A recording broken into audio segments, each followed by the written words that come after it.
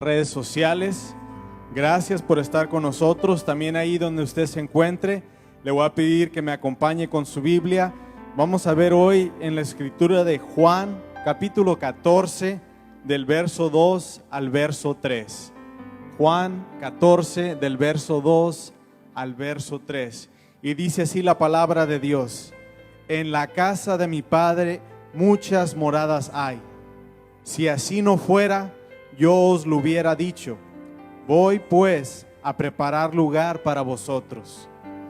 Y si me fuere y os preparare lugar, vendré otra vez y os tomaré a mí mismo, para que donde yo estoy, vosotros también estéis. ¿Cuántos se agarran de esa promesa y dicen gloria a Dios? Gloria a Dios. Porque si usted se mantiene fiel, hay morada para usted en el cielo. Amén. Gracias por su sintonía a todos aquellos que nos visitan. Si es la primera vez que tú nos sintonizas, pedimos que por favor hagas clic en la mano para poder conocerte, para poder tratarte de una manera más especial, y así gócese en lo que es la alabanza y la adoración a nuestro Dios.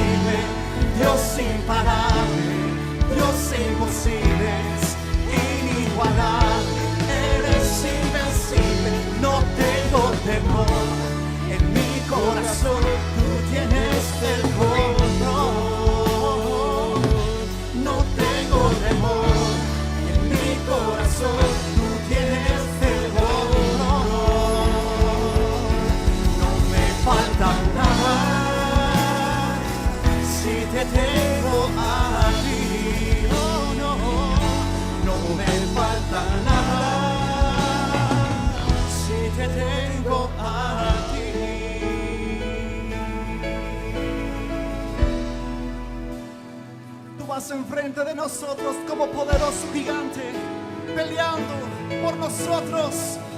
Oh, tú eres el vencedor. Y yo sé quién va conmigo, va por mí. Y quien a mis enemigos hace huir. Ahí donde estás, adórale. Él es poderoso. Y yo sé quién va conmigo, va por mí. Y quien a mis enemigos hace huir. Aleluya. Aleluya. Den un aplauso al Señor en su casa, porque Él es digno de toda la adoración. Él es digno de toda la gloria. Aleluya. Y cuando Él está ahí, dice la palabra, Él hace huir a todos. A Dios sea toda la gloria y la honra y la alabanza. Dios les bendiga a cada uno de ustedes. Saludos a todos los que nos miran por las redes sociales. Y estamos continuando con el mensaje que pasa después de la vida. Esa es una serie que ya estaba programada desde el año pasado. Y yo creo que no es casualidad que en este tiempo estemos mirando esta serie. Pero antes de iniciar en esta serie, vamos a hacer una oración pidiendo la guianza del Padre, del Hijo y del Espíritu Santo. Padre maravilloso, en el nombre de nuestro Señor Jesús, venimos delante del trono de tu divina gracia, reconociendo nuestra incapacidad y nuestra impotencia, reconociendo nuestra vulnerabilidad. Pero por eso, Padre, venimos a cobijarnos bajo el abrigo del Altísimo, porque queremos habitar donde está tu presencia. Padre, y en el nombre de nuestro Señor Jesús pedimos de tu dirección. Háblanos por medio de tu palabra, Padre, que el corazón de tu pueblo está dispuesto. Padre, y en el nombre poderoso de Jesús te pido que nos dé sabiduría y entendimiento, que mientras tu palabra es expuesta, tu Espíritu Santo viene y trae sanidad y trae fortaleza y trae dirección a cada corazón, en el nombre de nuestro Señor Jesús. Amén, amén. Dios les bendiga. Estamos en la serie ¿Qué pasa después de la vida?, en la parte número 8, y el título de este mensaje se llama Tiempo de morir. Basado en el libro de Eclesiastés, en el capítulo 3, el verso 2, dice así la escritura: que hay un tiempo para todo. Y dice la escritura también que para que todo lo que queremos aquí en la tierra también hay tiempo. Dice que hay tiempo de nacer y hay tiempo de morir. Así dice la escritura en Eclesiastés 3:2. Tiempo de nacer y tiempo de morir. ¿Sabe que la concepción de una persona, o sea, en pocas palabras, una persona tiene vida en el momento de su concepción? Cuando un ser humano es concebido en el vientre de la madre, en ese momento hay vida. La vida, aunque comienza en el momento de la concepción, sabe que no termina ahí. La vida, la palabra de Dios dice que es breve. Dice que como es la flor del campo, como que es la hierba de los montes. Dice que ahorita está y luego no está. Es breve, es pasajera. Dice en el Salmo 103, el verso 15 y 16, dice: el hombre, hablando del ser humano, como la hierba son sus días. Dice, florece como la flor del campo, que pasó el viento por ella y pereció, y su lugar, dice, no lo conocerá más. La pregunta es, ¿qué sucede cuando una persona fallece? ¿Qué es lo que sucede? Porque es una realidad. En el libro de Hebreos, en el capítulo 9, el verso 27, dice que de la manera en que está constituido, ¿quién lo constituyó? Dios. Dice que está constituido para los seres humanos que mueran una sola vez y después el juicio. Entonces, ¿qué es la muerte? La definición de la muerte es la separación. Cuando el espíritu y el alma se separan del cuerpo, esa es lo que conocemos como la muerte. La muerte es el primer efecto del pecado. En pocas palabras, la muerte vino por el pecado. Cuando los primeros seres humanos en la tierra aquí pecaron, la escritura nos muestra que de ahí entró la muerte. Ahora, hubo la muerte física, pero ahorita vamos a ver de qué otro tipo de muerte hay. Entonces, la muerte es el primer estado o el primer efecto visible del pecado, pero va a ser el último que va a ser vencido. Por eso dice en 1 Corintios 15:26: y el postrer enemigo que será destruido es la muerte. Ahora, ningún ser humano es capaz de destruir a la muerte, solamente el poder de Dios. Por eso Él dice: no temas al que puede matar el cuerpo, sino que puede destruir el alma. ¿Por qué? Porque sabe que aunque el cuerpo muere, el alma sigue viviendo. La escritura dice en Eclesiastés 12:7: y el polvo vuelva a la tierra como era, y el espíritu vuelva a ¿quién? A Dios que lo dio. Cuando una persona fallece, el cuerpo de la persona, ¿qué es lo que sucede? Entra en un estado de descomposición. En pocas palabras, se lo comen los gusanos, como dicen. El polvo, dice Eclesiastés 12:7, el polvo vuelve al polvo donde era. ¿Por qué? Porque la palabra de Dios nos muestra en el libro de Génesis que cuando Dios formó al ser humano, lo formó del polvo de la tierra. Y luego muchos años después los científicos, gastando millones de dólares, han descubierto que el ser humano tiene muchos de los elementos que la tierra tiene. ¡Qué descubrimiento! Si hubieran leído en Génesis no hubiéramos tenido que gastar tantos millones. Pero bueno, qué bueno que la ciencia nos, ¿verdad?, viene y prueba lo que la palabra de Dios siempre ha dicho. Pero también dice en Eclesiastés 12:7, dice: y el espíritu vuelve al que lo dio. O sea, en pocas palabras, el espíritu es ese soplo de vida. ¿Y a dónde va a ir? Va a volver a Dios. Pero el alma, aunque el cuerpo muere, el alma es inmortal. No significa que el alma tiene vida eterna o muerte eterna. Eso está por decidirse. Pero aunque el cuerpo muere y va al polvo, el alma continúa existiendo en un estado consciente en el mundo espiritual. O sea, en el mundo de los espíritus, que es el mundo invisible que nosotros no alcanzamos a mirar. Por eso es que muchas personas que han tenido experiencias cercanas a la muerte han visto que como que se sale algo de su cuerpo. Ellos así lo describen y dice: yo me estoy mirando ahí en la sala de operaciones, yo estoy oyendo todo lo que han dicho. En el libro Imagínate el cielo, el autor John Burke dice que cuando él empezó a documentar muchas personas que han tenido, miles de personas que han tenido experiencias cercanas a la muerte, cuando la persona vuelve en ese estado consciente en su cuerpo, la persona dice, les empieza a explicar: miren, esto es lo que estaban diciendo. Dicen: ¿cómo sabía si estaba inconsciente ahí en la mesa de operaciones? Es que acuérdense que en lo que sucede, el alma continúa viviendo. Entonces la palabra de Dios nos muestra que el cuerpo humano es mortal. ¿Por qué? Porque está sujeto a las leyes de la física y de la química. O sea que en pocas palabras te puedes enfermar. Si te atropasa un tren arriba, pues te vas a morir. O sea, tú no eres, ¿verdad?, como un Superman. Te vas a morir. ¿Por qué? Porque eres un ser mortal. Pero la palabra de Dios nos muestra que el alma es inmortal. Dice en el libro de Eclesiastés 3:11, dice: todo lo hizo hermoso en su tiempo. O sea que Dios hizo todo hermoso. Dice: y ha puesto eternidad en el corazón de ellos, sin que alcance el hombre a entender la obra que Dios ha hecho desde el principio hasta el fin. Por eso en el libro de Ezequiel capítulo 18 el verso 4 dice: el alma que pecare, esa morirá. O sea, lo que va a ser juzgado es el alma. Pero también la palabra de Dios nos muestra que cuando la persona fallece, después va a haber una resurrección. Y en la resurrección, ¿qué es lo que sucede? Dios manda a pedir que el cuerpo de cada persona, ¿por qué? Porque también va a ser juzgada la persona conforme a lo que haya hecho en el cuerpo. Por eso es que la escritura nos muestra en 1 Tesalonicenses capítulo 5, dice que Dios desea que toda nuestra santificación, espíritu, alma y cuerpo, sea guardado irreprensible para la venida del Señor Jesucristo. Esto nos dice una gran verdad. ¿Cuáles son los términos que se utiliza generalmente, que la Biblia utiliza? Yo no voy a ver algunos. La Biblia utiliza varios términos cuando se refiere a la muerte. Primeramente, en Juan 11:11 se refiere a la muerte como si fuera un sueño. Dice: nuestro amigo Lázaro duerme. Esto lo dijo nuestro Señor Jesús. Dice: mas voy para despertarle. Así él dijo: él no está muerto y lo va a levantar de la muerte. No, él dijo: voy para despertarle. O sea que la muerte es como un sueño. Yo lo he descrito que tú puedes estar vivo y luego algo pasa en tu cuerpo donde de repente tú cierras tus ojos y cuando los vuelves a abrir en ese segundo, tú ya has traspasado del más acá al más allá. Entonces como un sueño. Pero también la Biblia lo describe, el apóstol Pablo dice que es como si fuera un templo o un tabernáculo terrenal que se disuelve, que se deshace.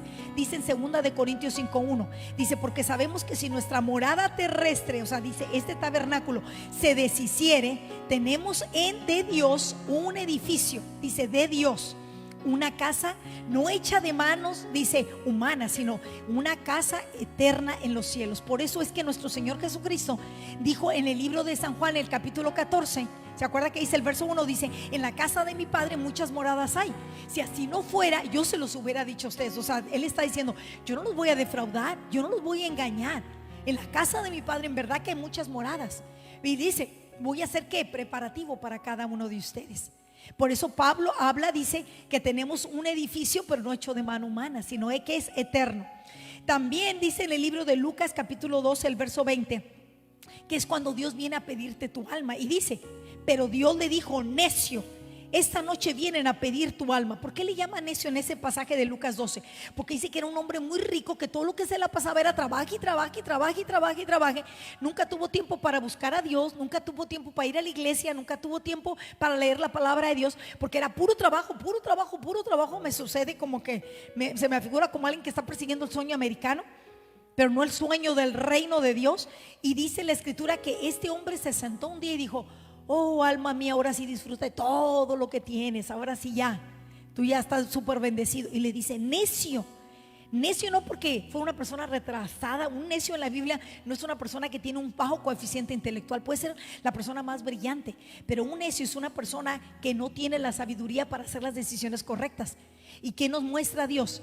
Que la eternidad, ¿dónde vas a pasar tu alma? Es algo muy importante para Dios. Es una situación que tú necesitas atender en lo que estás aquí en la tierra. ¿Por qué? Porque la palabra de Dios nos muestra que tenemos un tiempo limitado. Hayas completado tu propósito o no, hayas servido a Dios o no, hayas hecho bien o hayas hecho mal, un día el reloj se te va a acabar la hora, tu tiempo se va a acabar. Y no lo determinamos nosotros, porque dice la palabra que en ese día no vale todo el armamento, no vale toda la sabiduría, no vale la fuerza. O sea, el día que se te llegue tu hora, se te va a llegar. Entonces dice aquí que te vienen a pedir tu alma. Dice necio, esta noche vienen a pedir tu alma. Eso significa que le está diciendo: esta noche te vas a morir. Y dice: y lo que has provisto, ¿para quién será? También Job se refiere a la muerte como un camino que tiene nada más de ida, pero no tiene de regreso.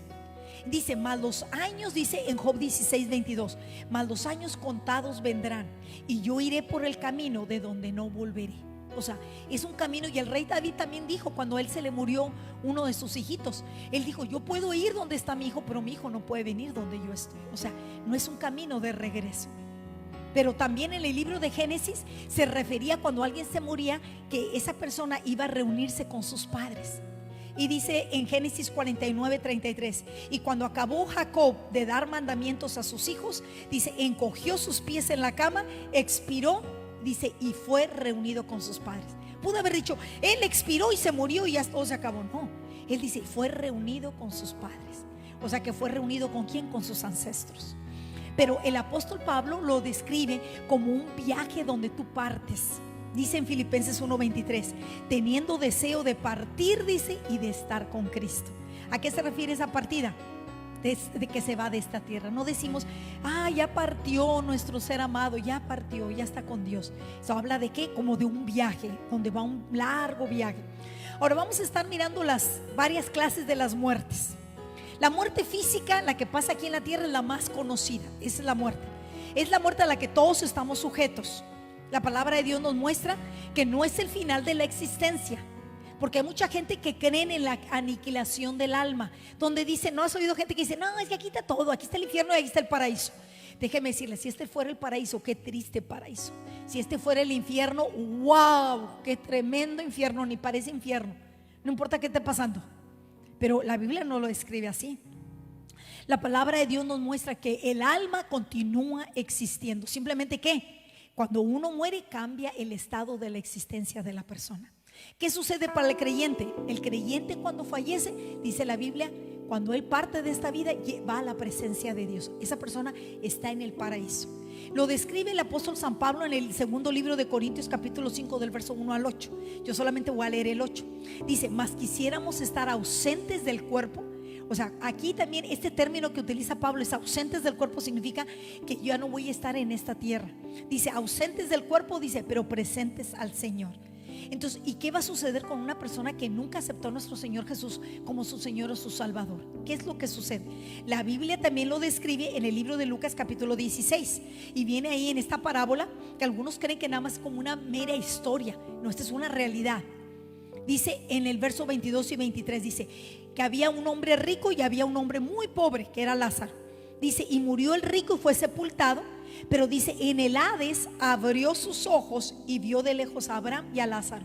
Porque dice que había entre los dos, dice que era como una cima, como un abismo, lo describen algunos. Dice, donde los que están de aquel lado no pueden venir para acá, ni los que están de este lado pueden venir para allá. O sea, en pocas palabras, hay dos destinos. Hay dos destinos. Hay la muerte física, y cuando la persona fallece, hay dos destinos en el ámbito de los espíritus. Un destino es para el creyente que se va a ir al paraíso, y está el otro que se llama el Hades. El Hades será el infierno. Es el infierno, pero todavía no es el lugar final, porque la palabra de Dios nos muestra que el infierno va a ser echado a un lugar que se llama el lago de fuego. Y esa es la antesala, el Hades. Y dice la escritura que el rico, cuando abrió sus ojos, dice, porque fue sepultado, se encontró en el Hades, y Lázaro se encontró en el paraíso. Por eso dice Apocalipsis capítulo 20, el verso 13, dice: la muerte y el Hades entregaron los muertos que había en ellos. ¿Para qué? Un día los muertos que están en el Hades van a ser sacados del Hades para ir delante del trono blanco, que es el lugar del juicio eterno para todas aquellas personas que sus nombres no estén escritos en el libro de la vida. Y dice la Biblia que fueron sacados del Hades para estar delante del gran trono blanco, y ahí les iban a dar la sentencia. Hemos visto personas que han tenido experiencias cercanas a la muerte, que dicen que una de las cosas comunes que ellos miran es que su vida en un momento pasa así como si fuera una película, así, wow. Pero en aquellos que no lo miran como una película y están enfrente de Dios, se dan cuenta que están en un grave aprieto. ¿Por qué? Porque cuando tú estás enfrente de la presencia de Dios, te das cuenta que inmundo, que imperfecto, que sucio estás, y que limpio y que majestuoso es Él. Ahora, no necesitas tú tener una experiencia cercana a la muerte para creer eso, porque sabes que hubo alguien que logró tener esa experiencia y viene registrada en la Biblia. Pero esa persona no estaba a punto de fallecer, simplemente Dios le dio una revelación. En el libro de Isaías, uno de los profetas mayores, en el capítulo 6, si tú lees del versículo 1 al versículo 6, dice la escritura que este hombre, este profeta, Dios le dio una gran revelación, y él se encontró delante de Dios. Y cuando él estaba delante de él, se dio cuenta, y era un hombre que buscaba a Dios, era un hombre que servía a Dios, era un hombre que conocía la palabra de Dios. Pero cuando estaba delante de Dios, él dijo: wow, soy un hombre de labios inmundos, y Dios es tan puro y tan santo. Él es la personificación de la santidad, de la pureza. Por eso dice la palabra que nadie en el mundo va a poder estar delante de Él. Por eso es que carne y sangre no van a poder heredar el reino de los cielos. Por eso cuando nosotros morimos, vamos a ser transformados, todos los creyentes, ¿en qué? Para tener un cuerpo glorificado, que podamos estar delante de la presencia de Dios. Pero aquí dice la escritura que también existe la muerte física, pero después existe lo que se llama la muerte espiritual. Y la muerte espiritual es una realidad. Lo que pasa es que, como para la muerte física te expiden un papel donde dicen: oh, este certificado es un certificado de defunción, para que constate que qué día tú moriste, dónde moriste o de qué moriste. Sabe que también hay un registro de toda la gente que están muertos en vida. Ahora, todo ser humano, cuando nace de su papá, de su mamá, que nace todo bebito, todo ser humano nacimos muertos espiritualmente, todos. ¿Por qué? Porque cuando Eva y Adán pecaron, la palabra de Dios dice que la muerte pasó a todos los seres humanos, y va pasado desde grandes a chiquitos y de generación a generación. Son pocas palabras. Todos cuando nacimos físicamente, pero nacimos muertos espiritualmente. Ahora, ¿qué significa eso? Que nuestro ser, nuestro alma, nuestro espíritu, ¿verdad? Más que todo nuestra alma está separada de Dios, porque lo que nos va a conectar con Dios va a ser el Espíritu de Dios. Y el Espíritu de Dios, cuando viene con el ser humano, la manera en que se contacta es por medio del Espíritu del ser humano. Entonces le da testimonio ¿a quién? Al ser humano. ¿De qué? De la obra que Dios hace. Entonces eso se llama muerte espiritual. Dice en el libro de Romanos capítulo 5 el verso 12, dice: el pecado entró en el mundo por un hombre, y por el pecado entró la muerte. O sea que no hubiéramos tenido la muerte espiritual, y yo pienso que aún y la muerte física. ¿Por qué? Porque la palabra de Dios nos muestra que cuando Él creó a Adán y creó a Eva, dice que Él los creó y los puso en el huerto del Edén. ¿Y qué crees que estaba en el huerto del Edén? El árbol de la vida eterna. El árbol de la vida eterna. Pero ¿qué es lo que sucede? Cuando Adán y Eva pecan, dice la escritura que Dios los saca del huerto y pone unos ángeles con unas espadas así de fuego que se movían. ¿Para qué? Para que ellos no pudieran entrar otra vez al huerto. O sea que, en pocas palabras, si ellos ya habían desobedecido porque habían comido del árbol del bien y del mal, por eso se despertó en ellos la conciencia. El ser humano no tenía conciencia. Por eso ellos estaban desnudos y parecían dos niños ahí desnudos jugando, ¿verdad? Y atendiendo los animales y atendiendo todo. Pero dice la palabra que cuando ellos comen de ese fruto, dice que ellos empezaron a mirar su condición, y no nada más su desnudez física. Ellos empezaron a mirar sus defectos, empezaron a ver su desnudez espiritual. Por eso es que se escondieron de Dios. Esa es una consecuencia. Cuando la persona peca, viene condenación, viene culpabilidad. A lo mejor nadie sabe tu pecado, pero ¿qué es lo que dice la palabra de Dios? David dijo: mi pecado está siempre delante de mí. ¿Por qué? Por cuestión de la conciencia. O sea, nadie necesita saber tu pecado para que tú estés en tu mente: hey, tú lo hiciste, tú lo hiciste, tú lo hiciste. Entonces la muerte espiritual viene a todos los seres humanos desde que nosotros nacemos. Y este es un asunto que necesita ser atendido mientras nosotros tenemos vida. ¿Por qué? Porque tenemos nosotros que tomar la determinación. Dios no la va a determinar por nosotros. Tú tienes que decidir mientras tengas vida, porque ahí es donde tú decides con tu voluntad. Dios te ha dado voluntad, te ha dado emociones, te ha dado la capacidad de racionalizar, de entender, para que tú puedas tomar la decisión si tú quieres la vida eterna que Él está ofreciendo. No te lo va a dar a fuerza.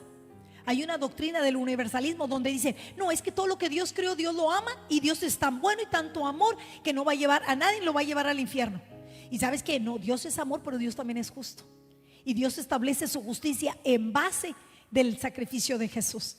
Y aquel que no tiene a Jesucristo, cuando se ha puesto en la balanza, ¿qué es lo que va a suceder? Va a ser hallado falto. Porque todo lo que te falta a ti, cuando tú estás ahí, tienes a Cristo, y Cristo te tiene contigo ahí en la balanza. Él va a dar el kilo, como quien dice. Tú vas a estar completo en Él. Tú vas a poder atribuirte o a recibir. Eso se llama amputarte. Es amputado a ti, te es atribuido a ti que la obra perfecta de Jesús. Y la obra perfecta de Jesús es que la justicia de Dios. Entonces aquí la muerte espiritual es cuando una persona durante toda su vida, que Dios le da a todos los seres humanos múltiples oportunidades. Dice en Romanos desde el capítulo 1 que la misma naturaleza da testimonio de que Dios existe, de que todo fue creado por medio del creacionismo. En pocas palabras, que hay un ser humano que es el que ha creado todo. No fue creado nada más así por la teoría del Bang o venimos del chango. Porque ahí, ¿verdad? Le voy a platicar este chiste muy, muy gracioso. Viene un niño con su mamá y le dice: mami, ¿cómo nacimos nosotros? ¿De dónde venimos nosotros? Y dice la mamá: pues Dios hizo al hombre y a la mujer del polvo de la tierra. Ah, ok. Y luego el niño va con su papá y le dice: papi, ¿de dónde venimos nosotros? Y el papá le dice: del chango.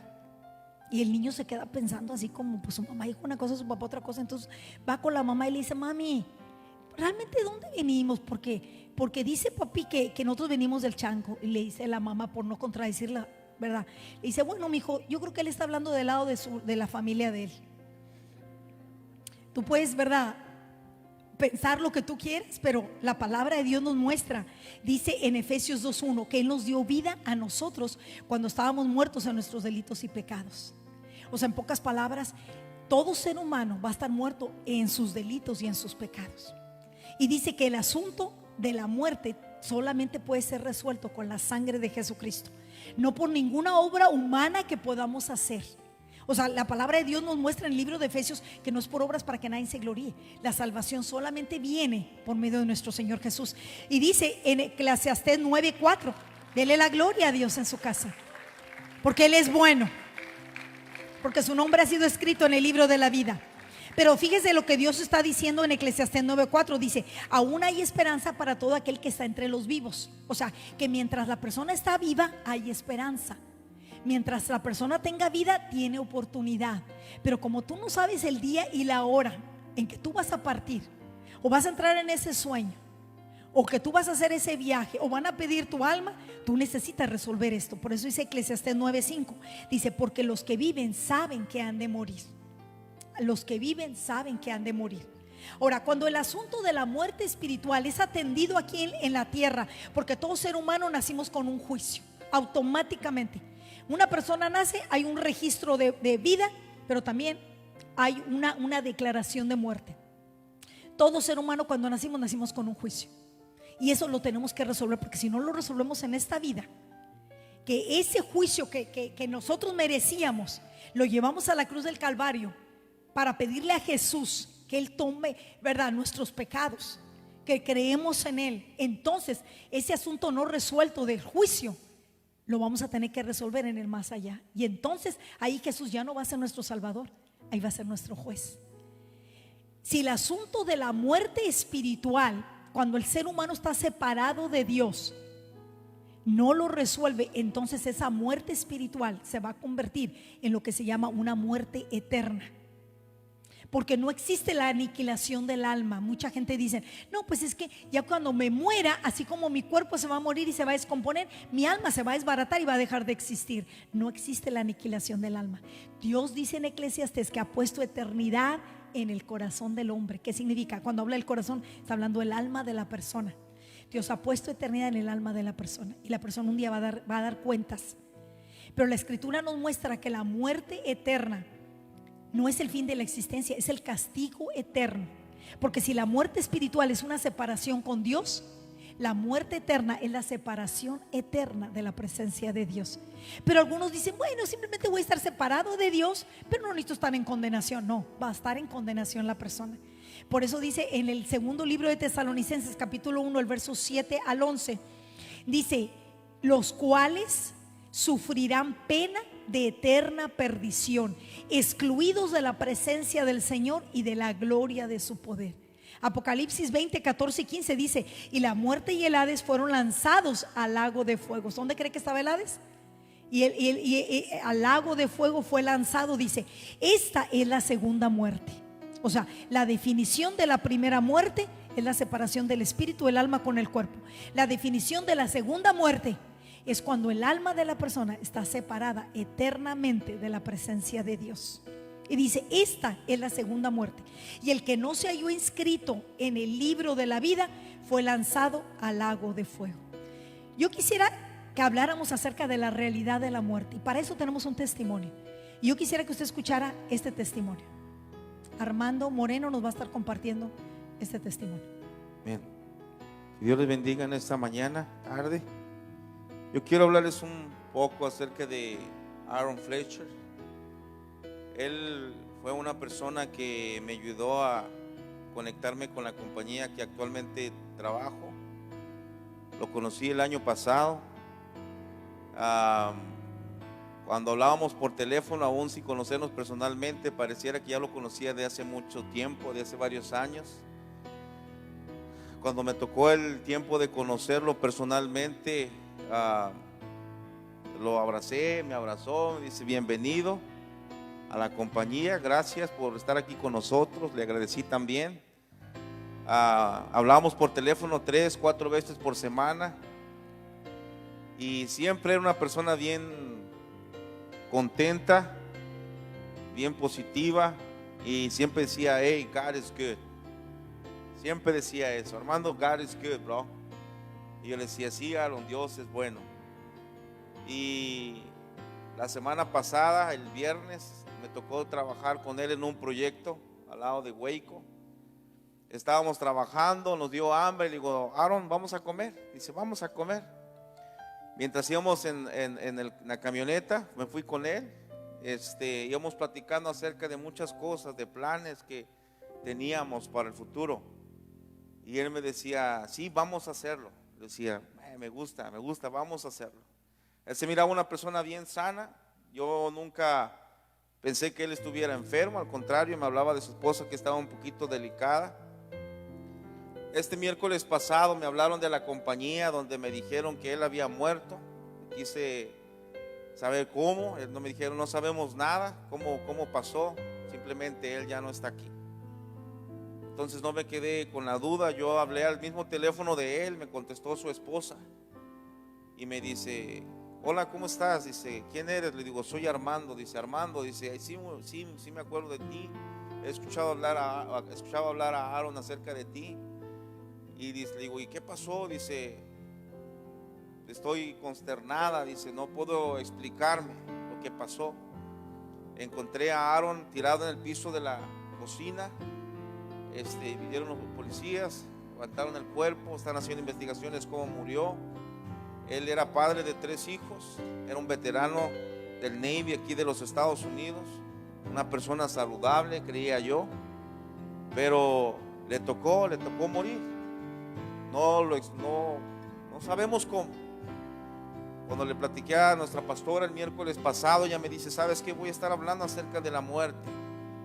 Dice, me gustaría mucho que tú estuvieras dando el testimonio acerca de tu amigo, porque realmente así pasa. Nosotros hacemos planes de la vida Quizás lo puedo ver a usted sano, usted me puede ver sano, pero no sabemos qué va a pasar ni cómo vamos a morir un día. A lo mejor puede ser hoy, mañana, saliendo de aquí, y para eso tenemos que estar preparados. Solamente le pido que estemos orando por su familia, a Ángela Fletcher y sus 3 hijos, porque yo sé que ellos están pasando por un momento difícil.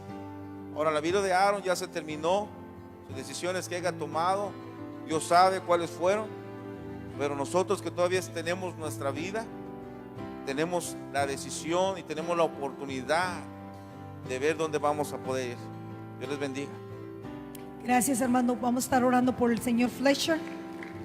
30 y pico de años, no nos dijo la edad, pero creo que me dijo 30 y tantos años. Por ahí tenía años. La vida es corta. La vida es corta. Es como un sueño. Es como un viaje. Hemos venido a cumplir una misión y estamos solamente de pasada. Esa es la realidad de la muerte. La muerte es el estado final de vivir en un mundo caído. Pero la muerte no es un castigo para el creyente. No es un castigo. Es simplemente el completar la obra, la buena obra que Él comenzó. Dice en Romanos 8:1: ninguna condenación hay para los que están en Cristo Jesús. No hay necesidad para un creyente, un hijo de Dios, una hija de Dios, que tener miedo. Porque dice en Romanos 8, el 38 y 39, dice que ni la vida, ni la muerte, ni lo alto, ni lo profundo, nada, dice, nos podrá separar del amor de Dios que es en Cristo Jesús. O sea que ni la muerte nos puede separar de Dios. La muerte nos va a separar uno del otro, pero la muerte nunca nos va a separar de Dios. Y aun si la muerte nos separa uno del otro y vamos al mismo lugar, ¿qué cree que va a suceder? Aquellos que han tenido la experiencia cercana a la muerte, dice, cuando me encuentro ahí con mis familiares, dice, no es mi tío ni es mi tía, no es mi esposa, no es mi hijo, dice, es como que somos todos una sola familia. Dice, y hay un amor tan grande, dice, mucho más grande que el amor que teníamos aquí en la tierra, porque ahí se perfecciona el amor. Ahí ya no va a haber rencillas, ahí no va a haber que me la debes o que me la vas a pagar. Ahí vamos a ver la plenitud del amor, porque Dios es amor. También el Salmo 23, el verso 4 dice, la esperanza que Dios nos da a todos los creyentes. Dice, aunque ande en valle de sombra de muerte, no temeré mal alguno, dice, porque tú estarás conmigo. O sea que aunque pases por un valle de sombra de muerte, y si miras la sombra, ¿por qué la puedes mirar? Porque ahí anda la muerte cerca. ¿Cuándo está tu sombra ahí? No cuando tú estás, la sombra está ahí porque yo aquí estoy. Entonces es el reflejo de la luz sobre mi cuerpo. Así es a veces cuando nosotros pasamos por el valle de la sombra. A veces pensamos que es nuestro final. ¿Cuántas veces nos hemos pensado decir, wow, de esta no la libro? Y Dios todavía te da otra oportunidad.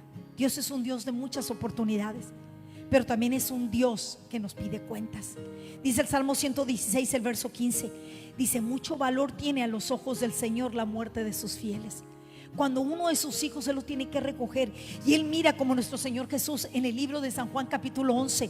Dice que Jesús estaba ahí Él iba para resucitar a Lázaro. Él iba para levantarlo. Cuando Él ve el dolor de María, de Marta y toda la gente, dice que su espíritu se estremeció. Y dice que Cristo también estaba llore, llore, llore. ¿Y qué es lo que dice la Escritura? Que Dios también valora cuando Él tiene que recogerlo. Y unos pensamos, ay, si Dios se deleita en andar matando gente. No, hermanos, ese no es el Dios que servimos. Él dice que para Él es preciada la muerte de sus hijos. Hay dolor, hay esperanza, pero también la palabra de Dios nos muestra que aunque viene una separación física, es natural que como seres humanos tengamos lutos. O sea, el luto es natural. Dice acerca del luto, dice en el libro de Hechos capítulo 20, el verso 36 al 38, dice, y hubo gran llanto de todos. Dice en Hechos 8:2, dice, y enterraron a Esteban, hicieron gran llanto por él. ¿Sabe cuál es el gran llanto de Hechos 20? El apóstol Pablo, cuando él estaba predicando, él les dijo a los hermanitos, porque ya Dios le había mostrado que ya no iba a volver a ese lugar, que era su última vez. Y él les dice a los hermanos, ya no los vamos a volver a ver, esta es mi última vez. Dice que los hermanos lo acompañaron ahí hasta a despedirlo. No se querían despedir de él. Estuvieron toda la noche. Dice que lo abrazaban, se pescaban de él. Y dice que todos estaban llori. Y hermanos, eran creyentes. No es como que cuando tú amas a alguien y fallece, no es así como que tienes la paz porque sabes que está con Dios, pero eso no te quita el dolor. Y Dios conoce ese dolor. Y esa es la parte que nosotros a veces no tomamos en cuenta y no pensamos. Y la Biblia dice, hubo un gran llanto de todos, dice, desde los más chiquitos hasta los más grandes. Los hermanos dice que se abrazaban con él, lo besaban y lloraban con él. Yo estoy casi segura que no lo querían ni dejar ir, pero era su tiempo. En Hechos capítulo 8, el verso 2, cuando falleció el primer mártir de la Biblia, dice que fue apedreado. Dice que cuando este varón fue apedreado, dice, lo enterraron los hermanos de la iglesia, y dice, hicieron gran llanto por él. Cuando dice gran llanto, no está hablando de la lagrimía y que te da a veces cuando sientes la presencia de Dios. No, dice que estaba la gente llore y llore. Dice en Juan capítulo 11, el verso 33, cuando nuestro Señor Jesús estaba en la muerte de Lázaro, y dice, y los judíos estaban llorando. Pero Dios también nos da esperanza. ¿Por qué digo esto? Porque aunque aquí en Texas, ¿sabes cuántos somos aquí nomás en el estado de Texas? 29 millones de personas. 29 millones. Quizás hoy hubo 29 millones y unos poquitos más los que nacieron hoy. ¿Y sabes aproximadamente cuántos han muerto del coronavirus? No contagiados, muertos. Aproximadamente 1,271 personas. Las estadísticas hasta el día de ayer. ¿Sabes que ese es el 0.00004%? Ni siquiera llega al 1% de fallecidos. Pero ¿cómo estamos ahorita todos? Estamos en dolor. Estamos en dolor. Porque así como ahorita miramos la vida de Aaron Fletcher, que falleció apenas la semana pasada, en la plenitud de su vida, dejó su esposa, dejó sus 3 hijos, dejó amigos, dejó familiares, y todo les duele esa partida. Y aunque él decía Dios es bueno, se le llegó su hora. Él no sabía cuándo. Pero también hay esperanza. Dice el 1 Tesalonicenses 4:13, dice, para que ustedes, dice Dios, no se entristezcan como los otros que no tienen esperanza. No nos está diciendo que no vas a llorar, pero lo que está diciendo es, tú tienes esperanza. Pero la pregunta es, ¿dónde va a ir tu familia? ¿Dónde vas a ir tú? ¿Dónde van a ir los tuyos? Pablo dice en 1 Corintios 15, 55 al 57, y con esto concluyo. Él dice, ¿dónde está, oh sepulcro, tu victoria? ¿Dónde está, oh muerte, tu aguijón? Porque ¿sabes cuál es el aguijón de la muerte? La condenación. El pecado trajo la muerte, y la muerte vino a todos los seres humanos. Y la palabra de Dios dice que Dios no quiere que ninguno perezca, sino que todos vengan al arrepentimiento. A veces la gente tiene miedo hasta hablar de la muerte, porque dicen, es que cuando hablamos de la muerte es como que la estamos llamando. No, hermanos, tú la puedes llamar, pero tú no eres el que la ordenas. Ningún brujo o bruja tiene control sobre de la muerte, solamente Dios. Dios es el que tiene el control, y cuando se llegue la hora, se va a llegar la hora. Dice la palabra, y en ese día no hay nada que tú puedas hacer para poderla detener. No hay armas humanas para poderla detener, solamente el poder de Dios. Pero la escritura nos muestra que cuando el creyente muere es cuando que viene lo mejor para el creyente. Lo maravilloso cuando dicen las personas que tuvieron esa experiencia cercana a la muerte. Dicen, nosotros nos sentíamos tan en paz, y todos ellos dicen, yo no quería regresar. Pero sabes que varias personas que tuvieron experiencia cercana a la muerte, no todas tuvieron la experiencia de mirar ese túnel de luz. Unos dicen que miraron demonios que los jalaban y que los querían llevárselos al mismo infierno. Unos miraron, dice que caras grotescas, dice que no las podían ni describir, olores feos. Y miraron oscuridad. ¿Y sabes por qué esos testimonios no los miras en los libros? Porque a la gente le da vergüenza. Cuando la gente tiene una revelación de esta magnitud, no la quieren decir a nadie, porque la gente no lo siente en condenación. Por eso es que muchos de los libros que tú mires de experiencias cercanas a la muerte son experiencias que miraron luz, o que miraron familiares, o que miraron y que tenían gran gozo y que tenían grande paz. Pero no toda la gente. Hubo gente que Dios le ha dado esa oportunidad para que se arrepientan. Yo recuerdo cuando estaba en la universidad, yo tenía una roommate ahí, una compañera de cuarto, que ella un día se despertó sobresaltada y gritando, y me despertó. Le dije, ¿qué pasó, Betty? Mi amiga Betty. Y mi amiga Betty había tenido una pesadilla del más allá, había tenido una pesadilla. Y le dije, ¿pero por qué tuviste esto? Y ella no podía ni parar de llorar, estaba sollozando. Y fue cuando ella confesó. Le dije, ¿pero por qué tuviste esto? ¿Por qué? Y me dijo, es que yo nunca he aceptado a Cristo como mi Señor y mi Salvador. Dijo, ya Dios me ha hablado varias veces, dice, a través del tiempo. Le dije, Betty, Dios te está avisando de que te vas a ir al infierno. Y en ese momento, en esa madrugada, le dije, Betty, ¿quieres aceptar ahorita a Cristo como tu Señor y su Salvador? Y ella todos los domingos iba a la iglesia conmigo. todos los domingos y no había aceptado a Cristo. Significa que tenemos que hacer un inventario de nuestra vida. No podemos decir que vamos a aceptar a Dios y luego querer vivir nuestra vida a nuestra propia manera. Yo quiero hacer este llamado, especialmente a todos aquellos que nos están mirando por las redes sociales. Si tú no has conocido a Cristo como tu Señor y tu Salvador, y yo sé que Dios te está dando la oportunidad de escuchar este mensaje, o quizás tú eres una persona que tienes algún familiar, un ser amado, que tú has dicho, yo ya le he dicho, ya le he dicho, ya le he dicho. Yo te voy a decir una cosa, síguele diciendo y síguele diciendo y síguele diciendo, porque tú nunca sabes. El mejor regalo que tú le puedes dar a una persona es hablarle de la palabra de Dios y llevándole el mensaje de salvación. Yo quiero hacer este llamado. Si tú eres esta persona, yo quiero que hagas esta oración conmigo ahí donde estás. Repite esta oración, y si alguno de aquí necesitan hacer esta oración, yo le animo a que usted se ponga de pie para que haga esta oración conmigo. Si usted necesita aceptar a nuestro Señor Jesús o necesita reconciliarse con Dios, este es el mejor lugar donde usted lo puede hacer. Vamos a hacer esta oración. Padre celestial, en el nombre de nuestro Señor Jesucristo, yo reconozco que soy pecador. Yo quiero aceptarte como mi Señor y como mi Salvador. Yo vengo delante de tu presencia y yo sé, porque estoy vivo, que mientras pueda decir hoy hay esperanza, mientras pueda saber que tengo este día, te voy a buscar. Te pido perdón por todos mis pecados. Límpiame de toda mi maldad. Te pido que me perdones de toda inmundicia y me des una nueva oportunidad.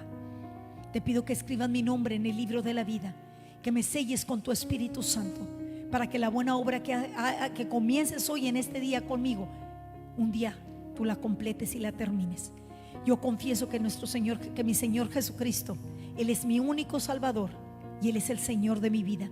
Le entrego todo lo que tengo, todo lo que soy, y yo reconozco que Jesucristo resucitó de la muerte para darme esperanza de vida eterna.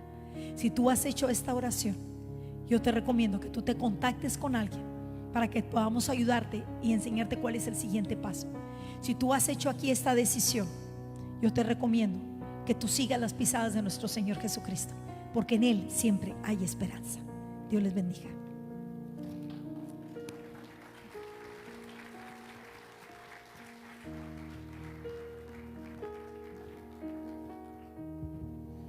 Gracias a Dios por su palabra y también por el ejemplo que nos estaba compartiendo nuestro hermano Armando. Ahora pasamos el tiempo de los diezmos y las ofrendas. Así como la palabra quedó sembrada en su corazón, usted también tiene esta oportunidad de sembrar en el reino de Dios a través de los diezmos y las ofrendas. Para también aquellos que nos sintonizan, les recuerdo que tiene dos opciones. La primera es físicamente traer esos diezmos y ofrendas a las oficinas de aquí de la iglesia El Shaddai, y la segunda opción es hacerlo en línea a través de la página de internet, que es www.iglesiaelshaddaiaustin.com. Me gustaría que pudiéramos leer un versículo clave, texto bíblico acerca de los diezmos y ofrendas. Se encuentra en la segunda carta a los Corintios, el capítulo 8, el verso 2 al verso 4. Dice así la palabra de Dios: que en grande prueba de tribulación, la abundancia de su gozo y su profunda pobreza abundaron en riquezas de su generosidad. Pues doy testimonio de que con agrado han dado conforme a sus fuerzas y aún más allá de sus fuerzas, pidiéndonos con muchos ruegos que les concediésemos el privilegio de participar en este servicio para los santos. Y así hoy usted tiene la oportunidad, tanto los que están aquí en el santuario como los que nos escuchan a través de los medios de comunicación, de poder sembrar en el reino de Dios. Yo le voy a pedir que nos pongamos de pie y voy a pedir que oremos, por favor. Vamos a orar por estos diezmos y ofrendas, y también vamos a orar para quedar despedidos y le vamos a dar gracias. Oremos. Padre, en el nombre de Jesús venimos delante de tu presencia. Te presentamos estos diezmos, estas ofrendas que se han depositado tanto aquí en esta casa, Padre, como a través de las redes sociales. Y pedimos, Señor, que tú mires cada corazón y que puedas encontrar corazones, Señor, conforme a tu voluntad. Que sean esos corazones contritos y humillados.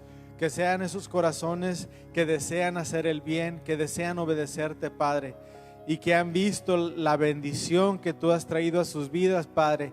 Y de lo mucho que tú les has bendecido, ellos te dan una parte, Padre. Yo en este momento también declaro que para aquellos que han sido obedientes, para aquellos, Señor, que nunca, Señor, han escatimado el dar a tu reino, Padre, tú, Señor, derrames bendición sobre sus vidas, sobre su familia, donde quiera que ellos pisen, Padre, ahí estarás tú con ellos, protegiéndoles, Padre, bendiciéndoles, Padre. Ahora también estas finanzas, Señor, que se administren conforme a tu voluntad perfecta, para que tu reino sea engrandecido, Padre, para que tu palabra sea escuchada, Señor, en esta ciudad, Padre, en este estado, en este país, Señor, y hasta los confines de la tierra, Padre. Que todos tengan una oportunidad de escuchar que hay una esperanza en Cristo Jesús. Te damos gracias, Padre. Y ahora en este momento también nos despedimos el uno del otro, Padre. Y pedimos, Señor, que seas tú que vayas con cada uno de nosotros, Señor. Y que este comienzo de semana, Padre, y aún en estos momentos de dificultad, podamos, Señor, saber que tú estás a nuestro lado y que no importa qué tan oscuro sea la noche, Padre, pronto, Señor, pronto vendrá el amanecer, pronto vendrá, Señor, el pronto socorro que tú tienes para nosotros. Te damos gracias, Señor. Nos despedimos el uno del otro en el nombre de Jesús. Amén. Gracias por su sintonía. En este momento quedamos despedidos.